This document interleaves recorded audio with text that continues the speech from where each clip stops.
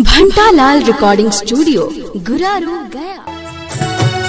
गणेश भैया जिंदाबाद जिंदाबाद जिंदाबाद। कुरमवा पंचायत के वार्ड नंबर 6 के वार्ड सदस्य कैसा हो, गणेश भैया जैसा हो। अबरी बटन कहाँ दबेगा, हरा छाप कहाँ रहेगा। नेपाली यादव जिंदाबाद जिंदाबाद जिंदाबाद। मिक्स बाय विकास भारती। आगे हमरो गणेश भैया गरीबन के सनम गे मैं, गरीबन के सनम गे मैं, जान ला जहनम गे। आगे पूरा मापन चैतवा में सगरोइन कर नम गे मैं, वार्ड नंबर 6 में सगरोया बरी नम गे। गणेश भैया जिंदाबाद जिंदाबाद जिंदाबाद। कुरमवा पंचायत के वार्ड नंबर 6 के वार्ड सदस्य कैसा हो, गणेश भैया जैसा हो।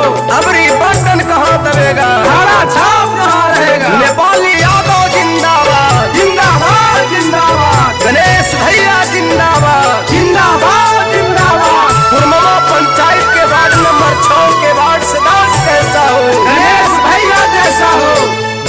कोई केतनो कही लेकिन झांसा में न जाइहा, घाड़ा छप चुनावा चिन्ह पर बटन दबाइहा।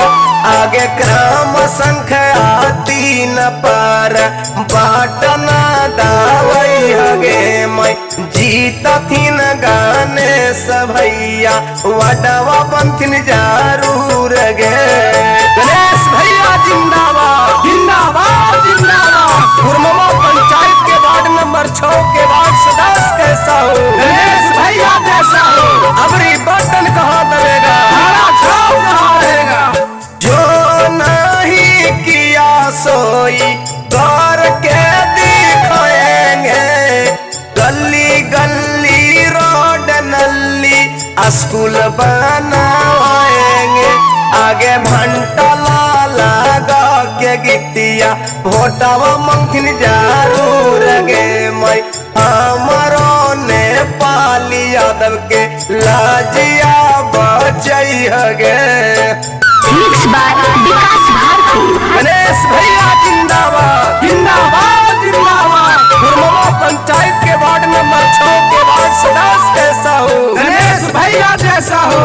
अबरी बटन कहाँ दबेगा, हरा छाप कहाँ रहेगा। घंटालाल रिकॉर्डिंग स्टूडियो गुरारू।